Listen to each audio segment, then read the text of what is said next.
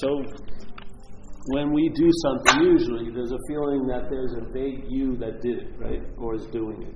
There's always a feeling like when there's a noticing of a thought.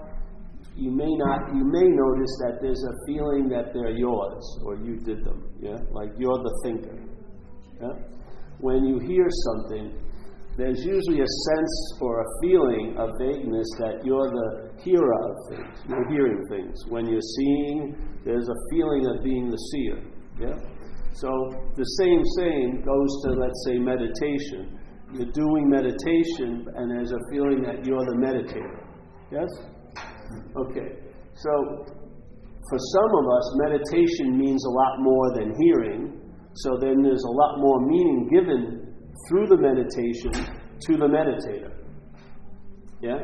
So something that's really, that you think is more important than, let's say, doing the dishes, the selfing, this mental process, will get a larger reflection of being a self doing that activity, like meditation. Yeah? So, and if you ever get introduced to Buddhism, they have a thing called the Eightfold Noble Path from when it became formalized Buddhism. And so you can look at it as a circular or linear. We'll look at it linear, meaning like in AA there's the 12 steps. So you go 1, 2, 3. So linear, there's these Eightfold Noble Path. First of all, Buddha said what the problem is your suffering. Yeah? Maybe it's a malaise or a sense of dis-ease. You can't put your finger on it, but it's an underlying sense. And you can tell by how much you're driven to look for things to feel better that something must be off, yeah? Or you wouldn't be driven so much to seek. So that feeling, he said, the root of that suffering, what's causing the suffering is desire, yeah? And I like to look at it in a certain other way, which is the desire to become, yeah? So you want to become somebody that you don't think you are, and you want to not become something that you think you are, yeah? So you may think you're a loser, you don't want to be a loser. Yeah, and then also you want to be enlightened, so you have a desire to be enlightened, thinking it's going to bring a great advantage to you. Yeah. So, all right. So then the Eightfold Noble Path, he says, all right. So suffering, desire is the root of it. Yeah. The thing is, let's find something to cease the suffering, and then he says, and this is the way to go, the Eightfold Path. So in the Eightfold Path, he says the first step is right view. Yeah, view. Like an understanding, something like that, right view. Then it would say right livelihood, right understanding, a lot of rights, right meditation. And the way I first first time I got introduced to Buddhism and I approached that take or view was, I'm going to meditate into the right view. I'm going to have an understanding into the right view. My livelihood I'll use to get myself into the right view. But I found that failed. The right view is the most important, or that's the first step, yeah? And the right view, the rightness of the view migrates into the other activities in your life. So it makes what you may not call a right livelihood, a right livelihood. Meditation, a right meditation, right understanding. So it's not produced by the activities, but it migrates from the view to the activities. Yeah? Yes. So the whole point of meditation, in this sense of being a self, the meditation reinforces the idea of being the meditator. Yeah? That's what I see as the bondage of self. Yeah? Being a thing, being the doer, being the haver, being the feeler, being the thinker, being the action figure. That claiming of the one who's doing everything and having everything and thinking everything and feeling everything is the point of bondage. Yeah. Not what's facilitating that, because you can facilitate bondage of self just as easily doing meditation as, buying a quart of ice cream. Yeah. It's not like nothing's off limits to the selfing. The selfing will use whatever it comes in contact with to reflect the self, to reflect this idea of being Paul. Yeah? And then some cast a bigger reflection based on the meaning you give it. So if you've got a spiritual bent and you think it's more noble to meditate, it's going to produce a very, very, very big reflection of a meditator. Yeah? I'm serious. This is what happens. Yeah. So if you entertain the right view while you're meditating, in a sense, then the meditation, just like anything else, could be helpful, because you'll be using it to question who's doing it, who's having it. Yeah? And you'll see, hopefully, that there isn't this feeling of being so substantially you is very, very vague and really has nothing to back. It's not based on anything. It's just an assumption by the mental process. So the mental process goes, if you listen to your thoughts, the thoughts going on, first of all, you're holding them as your thoughts, but when you're listening to the thoughts are being used to imply something or to insinuate something. One of them, it insinuates and implies that you're a body all day, because the only way you can think about you as in the past is as a body. Yeah. How are you going to think about spirit 3 years ago? It would be exactly as it is now. There would be no differentiation, so you wouldn't be able to separate it from what is right now. But a body, I can think, Paul 4 years ago was getting arrested in front of that 7-Eleven, in San Bruno. And so when I'm going back to the story of Paul having that happen, it's happening to a body. Yeah? So the thought system, every thought system that we're saddled with right now pictures you as a body. When it thinks about you in the past, it thinks about you as a body. Yeah? And when it's worrying about you in the future, that's still a remembrance of being a body. You remember yourself right now as a body by worrying about yourself as a body in the future. Because if you really try to find yourself as a body right now, the story would fall apart. It only seems real yesterday and tomorrow. That's why your thought system is so into time. The thoughts are always happening now, but they're never about the now that you're thinking about. They're always about yesterday and tomorrow. Yeah? Check them out. I mean, you've got to look at your own experience. No one's going to come here and save your ass, because there's no ass to be saved. It's about just waking up to the fact that you're awake already. That all the shenanigans your head has gotten up to and believes happened and believes will happen has no power to affect you unless you believe it. Yeah? If you take your belief and interest and attention out of the thought system, its sway over your days will lessen dramatically, because it's your juice that it's using to hold sway over you. Yeah? How could it not be? Yesterday, this was really bugging me, man.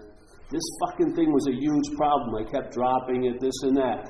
Yeah? So Monday, Tuesday, this was a problem to me. Yeah? Wednesday, I'm feeling good. It's not a problem. Yeah? Thursday, I'm not feeling so good. It's a problem again. What is this thing? Is it a problem or isn't it a problem? It seems to be able to appear as both. One day problem, one day not a problem, next day a problem again.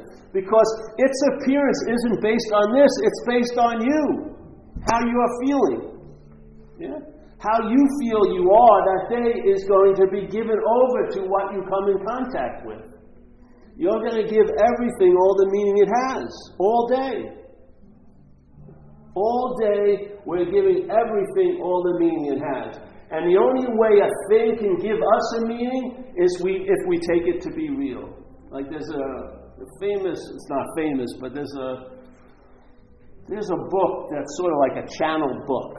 Yeah? Downloaded in some lady's head, and some guy listened to her and wrote it down. Called The Course in Miracles. It came around 1970. Has some very interesting information in it. And one of the lovely statements that's hung on me for so many years now is, you and I are the dreaming of this dream.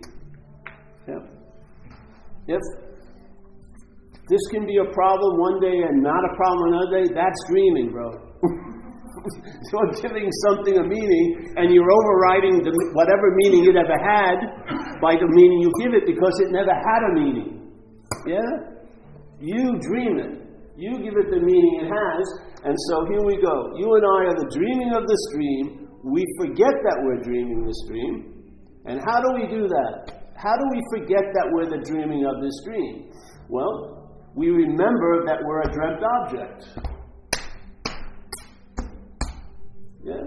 So I take this to be me, which is a dreamt object, in this condition, I give everything I'm dreaming the power to affect me. Thoughts, feelings, everything I'm dreaming now has the power to affect me. How? As the body, as the thinker, as the actor, as the hearer, as the seer, as the feeler. Yes?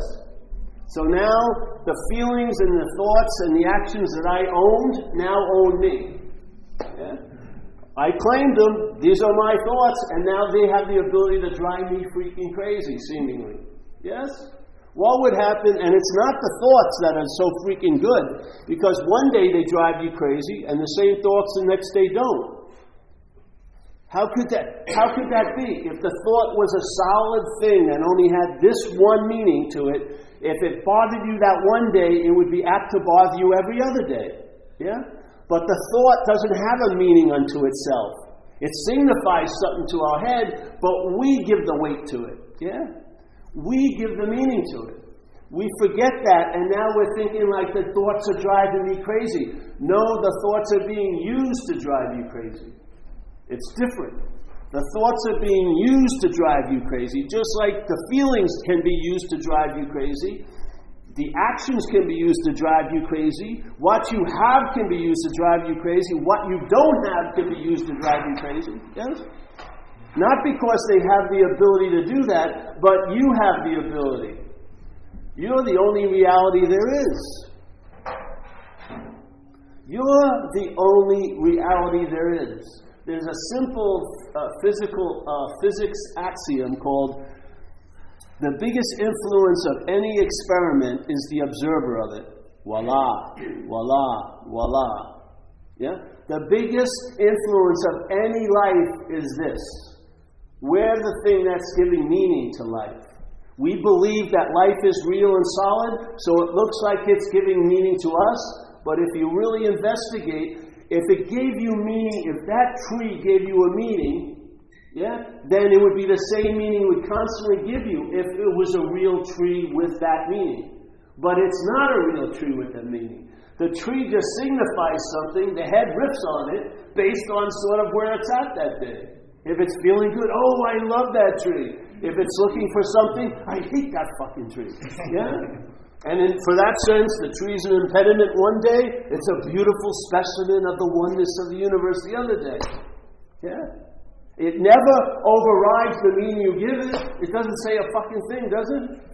You're looking at the tree, I hate that tree. Oh, I beg to differ. I'm a lovely tree. No, it's just there, almost like a screen, or almost like a screen that you throw a meaning on. Then you forget that you did it, and then you go, that freaking tree is driving me crazy. Yeah? But the fact is, it was thrown. The meaning was thrown out. Be identified with this. We forget that occurs, or is occurring. We forget that we're the dreaming of the dream, and we take the dream to be real, and the dream bites us in our dreamt ass. Over and over again. Yeah? All day. We're being led by the nose, by the thought system. How many thoughts does it take to ruin a day? Not many most days. Yeah? You could be flying high, and then the thought just goes that old familiar one. Oh, you don't deserve this. There you go. Paranoia comes up. Withholding it. Oh, yes. Oh, I don't deserve this. It's too good. I can't stand it. But the same head, if you're having a bad day, you think it's the entrance into a lifelong depression. You can't. It's insane to let this thing run the show. It's a very, very fucking weird thing. When it's going good, it wants to shorten it. When it's going bad, it wants to elongate it. Do you want that to be the interpreter of every one of your days? Of course you're going to want to get fucking loaded. When you see it's hopeless, I can't get out of it because you're identified as it. Self can't get out of self. That's what's driving people crazy. They are very, very uncomfortable, but they can't make the leap into the real freedom because they're identified as the source of the dilemma. So they can't entertain being free from it. They're only entertaining being free as it, which is a fruitless attempt, a fruitless journey. It's freedom from it. But that cannot be entertained when the identification as it is in place. It's the perfect deterrent to everything the identification has.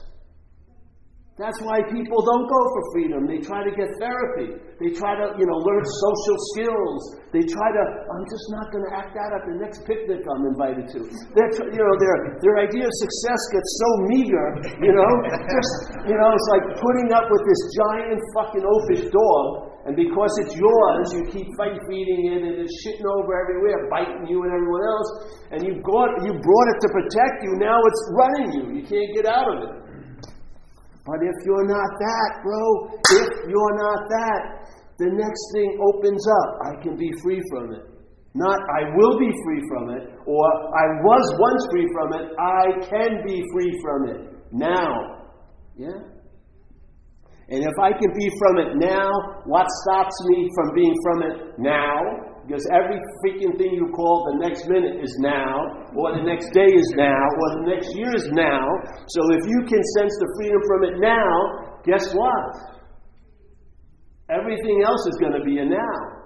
You now have it in your gut that it's a possibility, and then there's no stopping the mind at that point. Yeah? Once it gets out of the little Chinese puzzle, which has it really, really confused, I want freedom, I long for it, it sounds great, but there's like a lock there that you're going to try to get free as a self, which isn't freedom. It's just another identification. Just like if I have tats and I have my old leather jacket on, it's just like if I have robe with a loving gaze. It's still identified as the one who has it. Yeah? Bondage of self. Bondage of self. Taking yourself to be a self is the bondage of self. And then when the bondage of self is so rooted, when you want to get out of it, you're trying to get out of it as a self. Good luck. Self can't get out of self. Or as a great Zen master said, Huang Po, you can't use the mind to seek the mind. You can't use the Buddha to seek the Buddha. You can't use light to seek light. You can do it for eons and nothing's going to happen. So if there's a mistaken identity in place, let's say you have that desire to become like a lion, because you feel like a sheep and you're tired of getting your ass kicked and, used for lamb chops and freaking sweaters and herded with other freaking sheepish members of the flock. Whatever. You want to break free, and so you run into a book about lions and just lions kick ass, king of the jungle. You draw, everyone freaking pays attention to them. Hey, it would be great if I could have some of the qualities of a lion, not knowing that they already are a lion, yet they're identified as a sheep. So now they get the double whammy. They're identified as a sheep, and now they try to become like a lion as a sheep. Instead of recognizing I'm not a sheep, bammo, what happens? You're the lion. And when it dawns on you, you're the lion, it dawns on you, you always were the lion. And it dawns on you, you always will be the lion. Yeah? That's the radical freedom. That's something to rely on. Yeah? Something that's been revealed, never to be unrevealed. Yeah? Just like when I was a kid, I was 12 years old. 11, 12, you're starting to want to look good, you know what I mean? And you're very concerned about your appearance, taking yourself to be the body. Thinking about you as a body all day. So I got some clothes, and I had these corduroy pants, these red pants that I thought were really cool. I had a long sleeve gray shirt.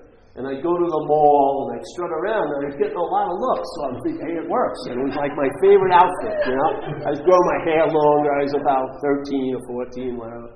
Going to Roosevelt Field and strutting around, looking at my self-reflection. All I got was, I'm looking pretty good. Gray, red, gray, red, gray, red. And then about 3 months into this, one of my friends had compassion for me and said, Paul, do you know the color of those pants? I said, yeah, red. He says, no, they're magenta, bro. And you know that gray shirt? It's pink. Because I'm colorblind. Yeah? So now the truth is revealed. The truth is revealed. The guy tells me, hey, it's a pink shirt and magenta pants. I see it. I see it as pink and magenta. Yeah? And every time I go back, from that point on, every time I go back in the closet and look at it, it was still pink and magenta. I never took it to be gray or red ever again. Yet I was taking it to be gray and red for freaking months, building this whole identity on it. The people looking at me because, I had a pink long sleeve shirt with magenta pants on. But as soon as it was revealed to me, I never made the mistake again. It didn't take any time at all. The guy said, that's pink. And the magenta, and I went, and wow, it was like that. It was like a rude awakening. And I never wore those pants again. This is what it's like. We're walking around. There's nothing at all that's stopping us from recognizing or realizing something that could be really valuable in our lives, yet you may not have heard it yet. Maybe you need an invitation. So this isn't as easy as the pink and the magenta, because it was so, it was right there. But it's similar. We're inviting you to entertain an idea. Yeah? And I believe, I have faith in mind that if you entertain that idea, it's going to crack open and it's going to allow you to travel lighter here. And when you travel lighter here, it's going to get more traveling lighter. Yeah? And then you'll start holding the space for people without any effort or thought on your part. Yeah? Nothing will go to your head because you don't have a head. You're not identified as a body. Yeah? So you're just doing your thing, and I see it. I see the light go on a lot of times. The problem is people go home and think about it, and there goes the light. That's why we have 2 meetings a week, so that we keep repeating it. Just keep repeating it. Just like you said, you were here years ago, and I said nothing's changed because nothing's changed. It's the same invitation, because there's no other point to go anywhere else until this is addressed in my humble view. Because I was like the spiritual crash test dummy. I did tons of shit. You don't have to sit for 13 hours. I sat for 13 hours in freaking jungles in Thailand. Yeah. Jesus Christ. It was insane what I would do with the hopes that somehow it would make me better. It would give me an advantage. Well, I'm here to save you some freaking time. If you have that inclination. If you don't, life will teach you, man. Keep on keeping on. This happened to me when I first started this. I was reading a Buddhist magazine, Tricycle. It's a very light, nice, beautiful magazine they put out. I don't know, I think they still do it. Once a year, once a month, I don't know what. But I was reading it, and they had an editorial from a famous meditation teacher. Yeah? I'm going to paraphrase it, but it had a big impact on me. And I'm reading it, and he says, I've been having this familiar scene this last couple of months. All my long-term meditators have been coming to me saying, really, nothing's fucking happened. That little essay saved me a whole lot of fucking time. I didn't see myself as any different than those people he was describing, because I've been in for maybe 11 years. I said, fuck it. Jesus Christ, what do I need to... I can learn from others now. It's great. So, bingo. So what happened with me, I came to a meeting like this in Berkeley, I think it was, somewhere. Had to be Berkeley. In the 96 or 97. And I heard this message or a similar thing, and it didn't even matter if I heard it. I just felt being there. I felt some presence. I felt something, and the acknowledgement of it was like prior to knowledge. It was like before I knew this, I knew this. Before I knew anything else, I had known this. And it was like an unspoken yes, yeah? In my head, even though the same shit was seemingly happening and I was totally engaged in giving meaning to things and making things unreal, real and stuff like that, there was a little chink in the little process. The continuum had got altered, yeah? And that little pause grew. I went to some more satsangs, read a couple of books, went to India to see a couple of these people who shared this stuff. And then that was more than enough. And then it just flowers, it just flowers. I honor it with my attention, and I'm very keenly interested in it. So Like there's a great master, Nisargadatta says, all you need is earnestness, to be earnest around it or to have the ability to honor it. It's going to become obvious to the mind.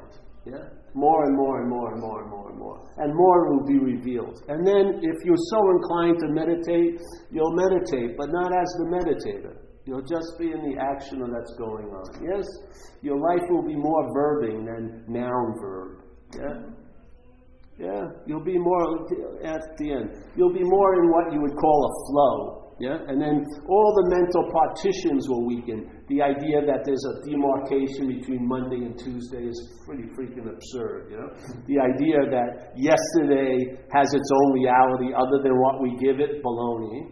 And then the future has its own reality other than what we give it, that's also baloney. Yeah? We're it. We are the reality here, like it or not. Yeah? We are the reality. If something really, really feels real to you, it's because the reality is lending it that meaning. Yeah? Where else could it get it? How could something in the realm of false evidence ever appear real? Truly, it can't. It can only appear real to what's real, and that's us. Yes? So we can make false evidence appear to be real based on the condition we seem to be in. If the condition changes, we'll see that false evidence as false evidence. It didn't go back into being false evidence. It was always false evidence. It needs us to believe it to appear real. If we don't believe it, it stays false. Yeah? And after a while, you get bored of falseness. You get bored of the same tape about you as an action figure and what's going to happen when I'm destitute 3 years from now. Well, you'll fucking find out. Yeah? It may be the greatest thing that ever happened to you. Who knows? But you sure have tons of meaning about what it means to be destitute, and you're wrapped in those meanings because you're the one who has having them, yeah? What happens if you're not that? You'll lose freaking interest in it. And you'll gain interest in what? Find out. But I know now your interest and attention will enrich your day, not enslave your day to yesterday and tomorrow. It will enrich your day. You'll have an immunity to time. Yeah? Not with any effort on your part. It just comes about. Yeah. Just free from this, get free from this false bondage. Realize you can't get out of an imaginary place. Realize you can't get into a moment any more than you are right now because you can never be out of a moment. When these things become clear, all the little agitating moving in your daily seat will chill out. Yeah. You'll be what they call present. Not because you did anything, because you stopped doing a lot of shit.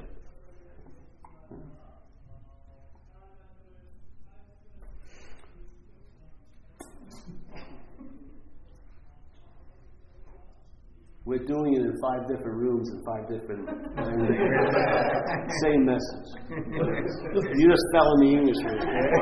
You should go to the Spanish room. It's very much more passion than we have here.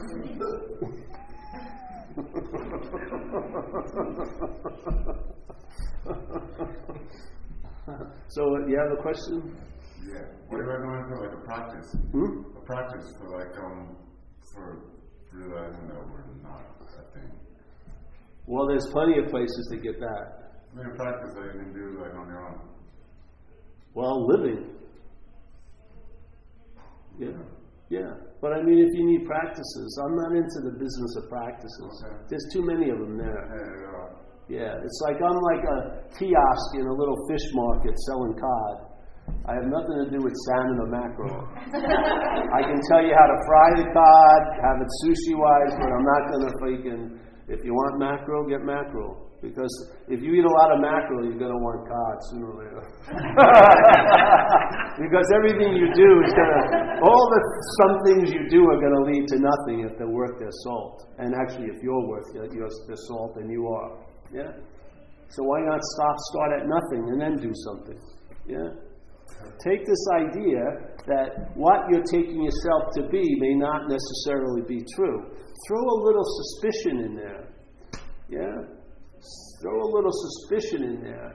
Check out, like if you have, let's say you're worrying about next week, maybe throw a question in there. If you want to practice, here you go. Worrying about next week, why don't you throw a question in there? Who is it that's worrying about next week? Instead of rushing to do something about worrying about next week, or having a judgment about, I shouldn't be worried about next week. Just ask, who is it that's doing it? And maybe, just maybe, you will find out there's no one home in a sense. Yeah? Yeah? And that emptiness of house is really what you are. You're the space where you're looking for a thing to be. You're a space, yeah? You're not a thing.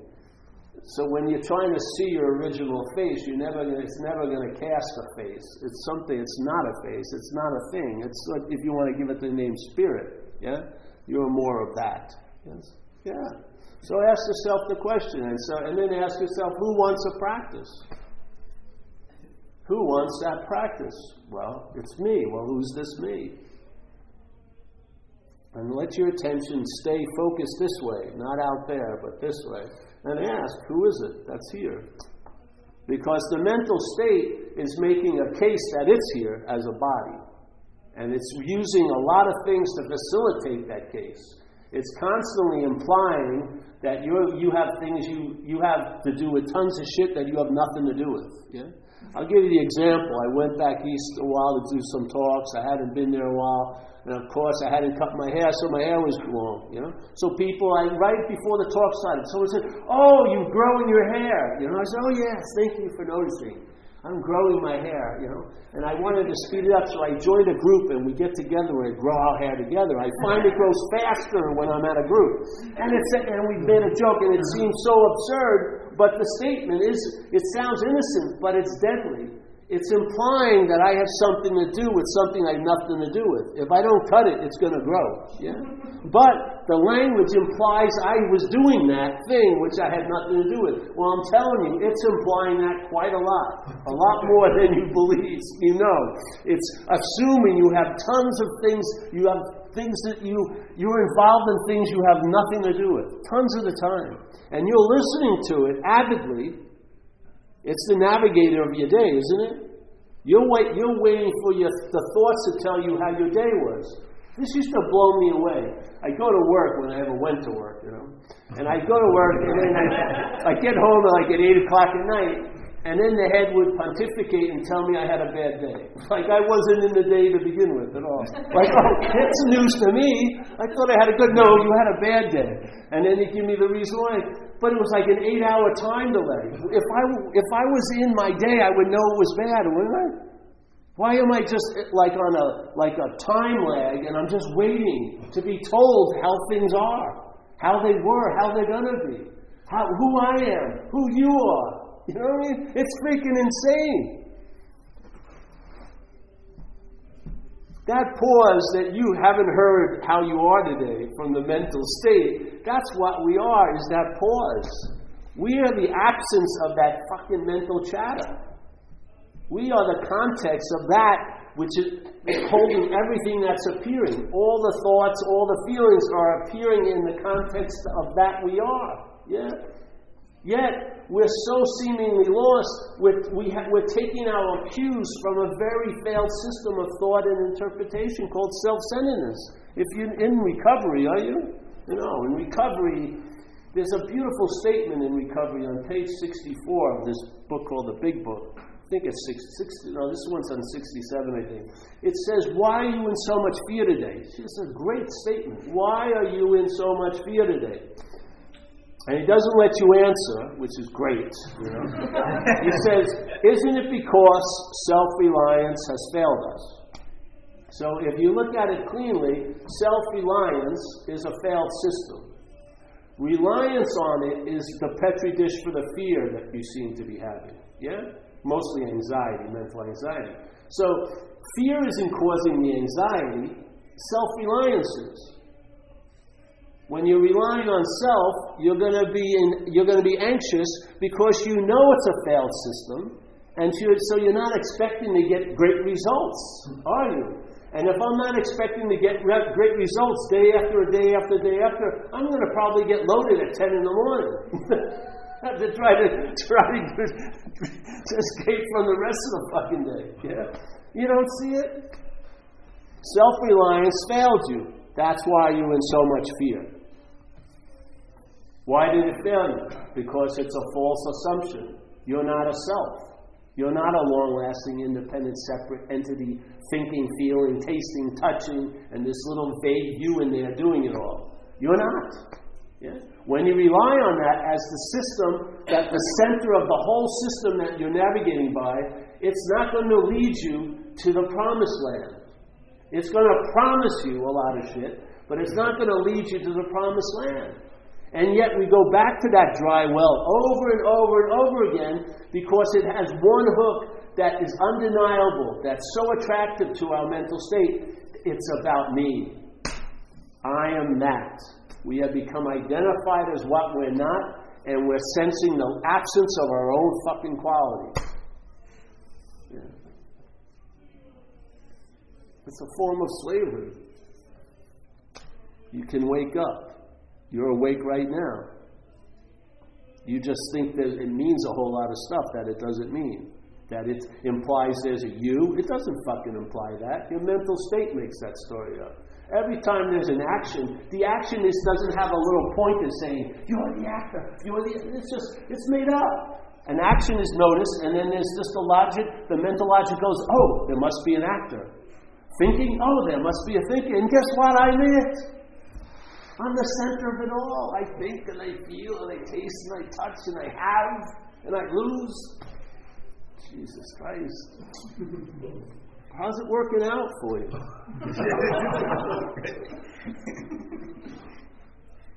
Literally, how's it working out?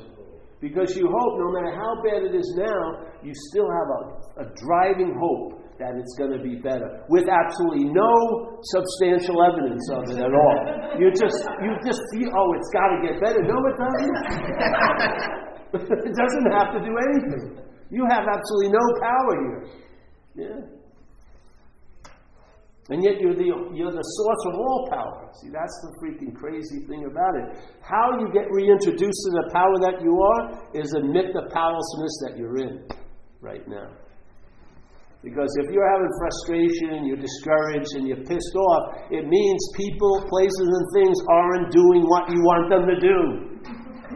That implies what? No power.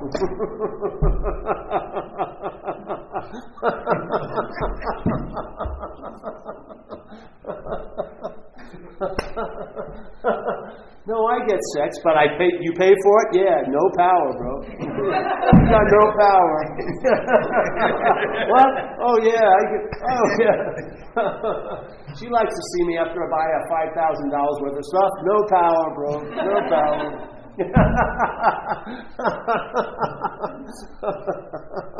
That's the dilemma. Powerlessness. And why is it a dilemma? When you exert power that you don't have, it becomes a huge dilemma.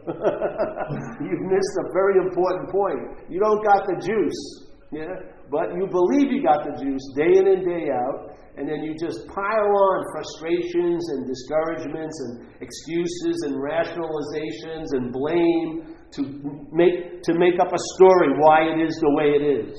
But basically, it's rooted in powerlessness. Yet, that powerlessness is the source of all the solution. Yeah? When you admit that you're powerless, then you feel a source of power come in. Yeah? And you never experience powerlessness again. Or that's the possibility. Yeah? You're now infused with power through the threshold or through the door of powerlessness. If you take the Petri dish that fear grows out of, how much fear can grow? None. Yeah? You outgrow it. Fear needs self-reliance to fester, and that's where it's grown. If you take its culture away, how much can it grow? If you don't believe the thoughts that try to stoke it, how much can it grow?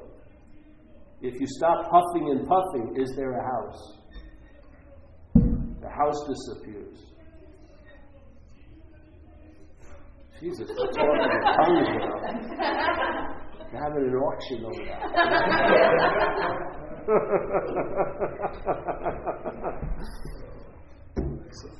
So yeah, that's it, I guess. Any questions? It's an invitation, you know. I mean,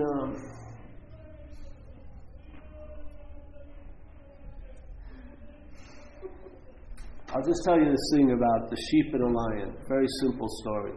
Beautiful story. It's an old Hindu story. And it's about this lion cub and the mother are roaming around. The lion cub's very, very young. And the mother gets killed, and now the lion cub's orphaned. Yeah? So it's like roaming around the savannah, lost, and can't eat, doesn't even know what it is, it can't find food, and it's getting really, really, really, really exhausted, and he sees this flock of sheep. So it starts moving towards the flock of sheep. Now the sheep recognize it as a lion. So they're a little nervous, but then they notice it has no fucking idea what's going on, and so they let the lion come in, and the lion the big cub ingratiates itself into the flock, and starts living as if it's a sheep, yeah? Now it's living like it's a sheep, and it's sitting around the fire, and they're all worried about who's going to be the next year's sweater and everything, and it's concerned and acting like that. It's got its hair curled, and it's kind of chewing cud. Nothing's really satisfying it, but hey, it's a fucking sheep. What can it do? It's trying to make the most of a bad situation. Yeah? So there it is, and it's respected in the sheep flock and everything, but something's off. There's a malaise or dissatisfaction there. So one day, an old lion comes running down the savannah and sees the flock and chases it for food. And it sees the young lion running, and it thinks it's joining the hunt, but it realizes the young lion's running with the sheep. So it veers off and goes after the young lion. The young lion rolls on its back and goes, "Please, Mr. Lion, I'm a humble sheep, don't eat me." Now the old lion's pretty perplexed and just grabs it by the neck, drags it to this water hole, and puts both of their heads over, and they see their reflections, in the water. And the young lion gets it. Yeah? It gets it's a lion. And the old lion looks at it and goes, "Roar," and it roars. Yeah? It didn't have to take 3 months of roaring lessons. It was innately there, always available. It just wasn't being accessed. And what was keeping the access not accessible was the identification as being a sheep. Yeah? The identification as being a sheep was seemingly cutting the lion off from its own nature. It's not true, but it was seemingly true to the lion. The lion has all that power, so something that seems to be true to the lion, it's true to the lion. Yeah? And so what happens here with us is, here we are, we're sheep in a sense, we're identified as a sheep, and a lot of us aren't happy with the sheep life, and so we're looking for other ways, and let's say we come across a book with pictures of old lions, and it describes their qualities, courageous, and the king of the jungle, ass-kicking, doesn't take shit from anything, and the sheep, I'd like to have these qualities, I'd like to be like a lion. So then a couple other sheep sort of jump in, I'd like that. So we rent a hall and we find pictures of lions and we put them in nice frames, we get candles, and then we sort of have meetings and we read this one book we have and we're, yes, I want to be like a lion, I want to be like a lion.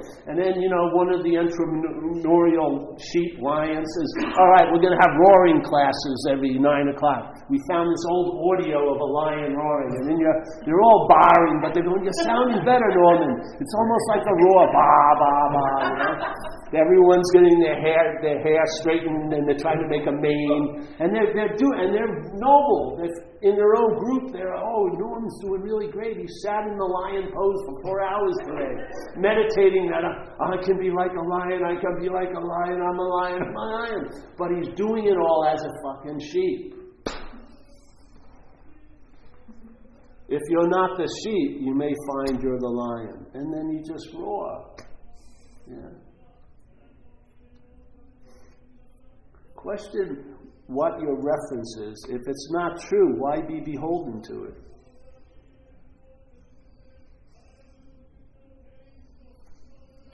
They're selling people into slavery.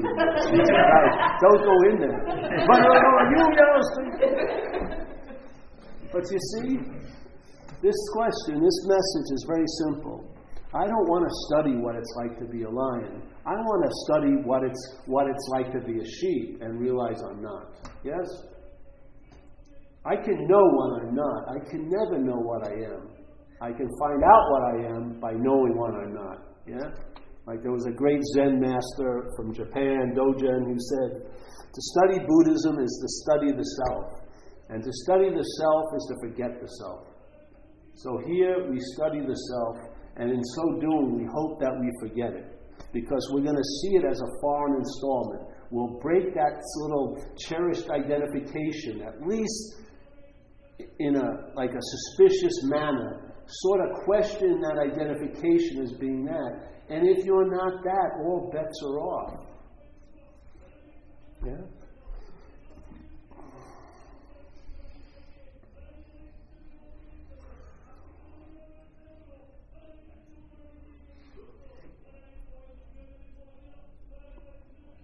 I hope I'm getting this.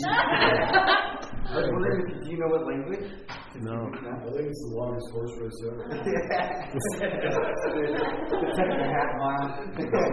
This is an ancient language. He's probably saying "fuck you" in an ancient language. Fuck you and the horse you rode in on. Sometimes we have music. It's great. You gotta just entertain the choreography of this event. It's just mind-boggling what's going on. It really is.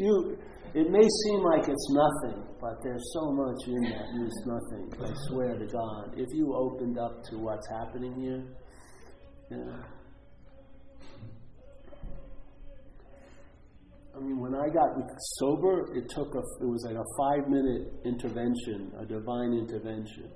I just shared at an AA meeting today, so I got to tell the story. But in this life, I've been addicted to drugs and alcohol since I was about 13. Got really into drugs when I was about 15, I guess. Intravenous drug user.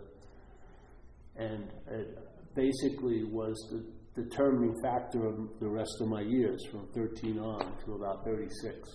So that was a nice run, 23 years, I guess. And I went to a lot of terrible places.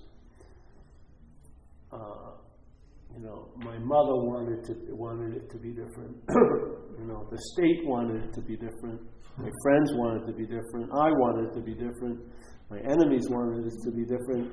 Nothing budged it. It just had a life of its own until it didn't. And it happened in about a 5-minute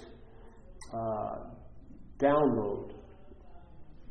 First, the mind was stopped, that incessant chatter of selfing, for a few minutes. And then something downloaded and pierced me in what they would call the innermost. It didn't stop at the mental state. It went deeper. It's not deeper, but it implies something deeper. And it pierced me. And it was like a CNN news flash with no story, and it was, I'm fucked. Now, people who knew me knew I'd been fucked for quite a while, but I never let it really hit me. It always was up here, but it never went deep. But it went deep. And that was the moment of starting to be unfucked as this action figure. As soon as that admittance, of that deep admittance that I was fucked, provided the opportunity for another possibility to be entertained in this dualistic expression out here. And now, for 27 years, I've been recovered. And I've never had a thought or a feeling about using or drinking ever since. Never. Never even enters my freaking head. So, in all intents and purposes, the problem doesn't exist for me anymore. Now, this message that I'm sharing today took that a little bit farther, and it brought me to a real state of stabilization, because it brought me to the problem doesn't exist as me anymore. Yeah?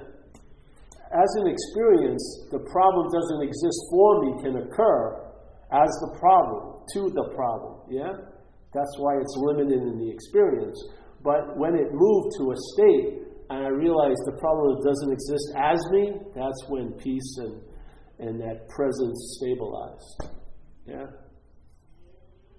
And it seems so far to think that you could prime a pump, or you could make it happen, or you could do or have yourself into this state.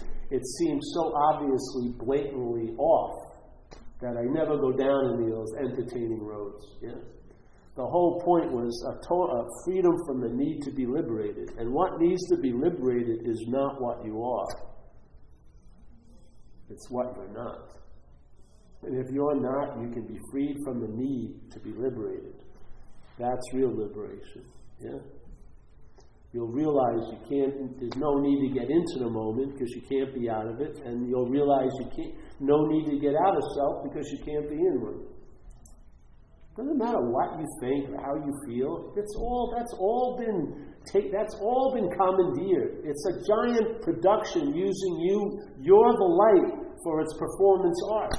You're the light. You're giving it the floor, the dance, the choreography. Without you as the light, the movie wouldn't be going on. The movie that keeps indicating that you're this and you're fucked and you're that and you're this. It's just a lot of huffing and puffing, and there's no house to be blown down. So, there you have it.